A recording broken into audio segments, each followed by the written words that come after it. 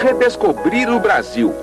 Essa era a mais bela intenção de Heitor Villa-Lobos quando retornou ao país depois de uma longa e proveitosa temporada na Europa. O maestro-compositor encontrou por aqui uma nação de política vulcânica e uma corrente literária que desejava também redescobrir o Brasil.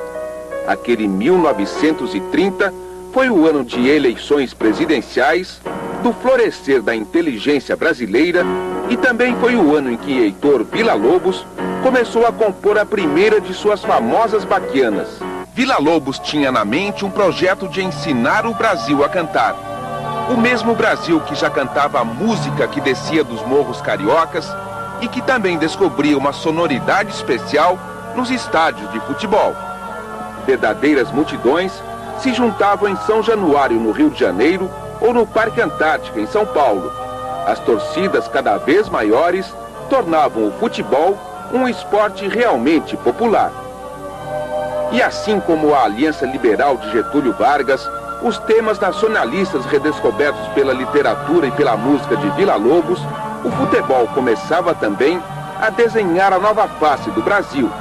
Tudo isso aconteceu em 1930, ano da primeira Copa do Mundo de futebol. Desde 1905, alguns dirigentes da recém-criada FIFA pensavam na realização de um campeonato mundial de seleções. Mas a ideia de unir os povos através do futebol demorou a vingar. Ela quase morreu quando a bola deixou de rolar na Europa durante os 4 anos que durou a Primeira Grande Guerra. Quando um francês chamado Jules Rimet foi eleito presidente da FIFA, a ideia de uma Copa do Mundo voltou a germinar, e seu primeiro fruto nasceu no Congresso da entidade em Barcelona em 1930. O encontro das melhores seleções do mundo estava marcado para o Uruguai, que comemorava naquele ano o centenário de sua independência.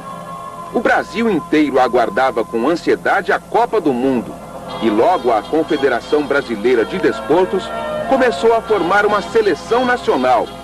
Mas uma briga entre paulistas e cariocas estragou a participação brasileira no primeiro campeonato mundial.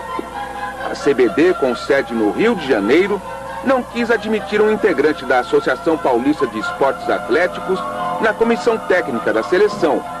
Foi o bastante para que a APIA não cedesse nenhum jogador paulista. O único foi Araquém Patusca, que estava brigado com o Santos. Naquela época, eu estava no Santos Futebol Clube e havia fundado o São Paulo. Mas eu não podia jogar no São Paulo em 30, porque eu ainda tinha uma inscrição no começo do ano pelo Santos Futebol Clube. Aconteceu que, naquela altura, havia a possibilidade de ser concedido o passe. Um quadro carioca podia pedir um passe para o paulista, ou para os baianos, ou para os sulinos, como a mesma coisa podia acontecer. Então o Flamengo do Rio pediu o meu passe para o Santos, e o Santos foi obrigado a colocar o passe nas mãos da Confederação Brasileira de Desportos. E o meu futebol agradava muito os cariocas. Então eu fui o único paulista que fui convocado para esta seleção. A seleção brasileira, quase que exclusivamente carioca na verdade, seguiu viagem para Montevidéu debaixo de um clima de amadorismo e bagunça. Assim foi que nós daqui partimos para lá. Aliás, eu viajei um dia antes da delegação num outro vapor, e eles viajaram num vaporzinho. Então 3 dias de viagem, ficamos num hotel modesto, mesmo porque celebrava-se naquela altura em Montevidéu o centenário do Uruguai. E havia uma afluência enorme de gente, porque houve festas, houve a Copa do Mundo e havia uma porção de coisas, atrações. O Brasil era um dos 13 países que foram disputar a primeira Copa do Mundo. 4 eram da Europa e 9 das Américas. A estreia do despreparado Brasil foi no dia 14 de julho, diante da Iugoslávia, no estádio Parque Central, com um público de 5.000 pessoas.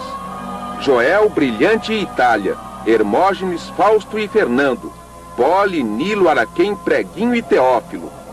Estes foram os jogadores que enfrentaram o frio uruguaio e se inibiram diante dos iugoslavos. A seleção da Iugoslávia, que terminaria o campeonato em 4º lugar, venceu o jogo por 2-1. Da derrota, salvaram-se poucos jogadores. Um deles, o centro-médio Fausto, que ganhou o apelido de Maravilha Negra. Outro, o meia Preguinho, autor do primeiro gol brasileiro numa Copa do Mundo. O jogador que era uma espécie de guia, um estímulo para a gente, indiscutivelmente era o Fausto, que apesar do Brasil jogar 2 pelejas e ser eliminado, Fausto foi cognominado em Montevidéu El Mago, o melhor jogador da Copa do Mundo de 1930. Para o segundo jogo, o técnico Píndaro de Carvalho, que também era o médico da seleção, mudou o time. Diante da Bolívia, entrou no gramado do estádio Parque Central uma equipe formada por Veloso, Zé Luiz e Itália, Hermógenes, Fausto e Fernando, Benedito, Russinho, Carvalho Leite, Preguinho e Moderato. Com 2 gols de Preguinho e 2 de Moderato, o Brasil venceu por 4-0 e deu adeus ao Uruguai.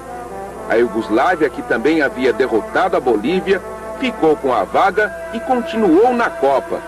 Na volta para o Brasil, aquela seleção carioca recebeu apenas a gozação dos paulistas. Em 1930, os uruguaios provaram que tinham mesmo o melhor futebol do mundo. Eles, que já haviam vencido os Jogos Olímpicos em 24 e em 28, confirmaram a mística da Celeste. No jogo final da Copa, o Uruguai derrotou a Argentina por 4-2 e se tornou o primeiro campeão mundial de futebol.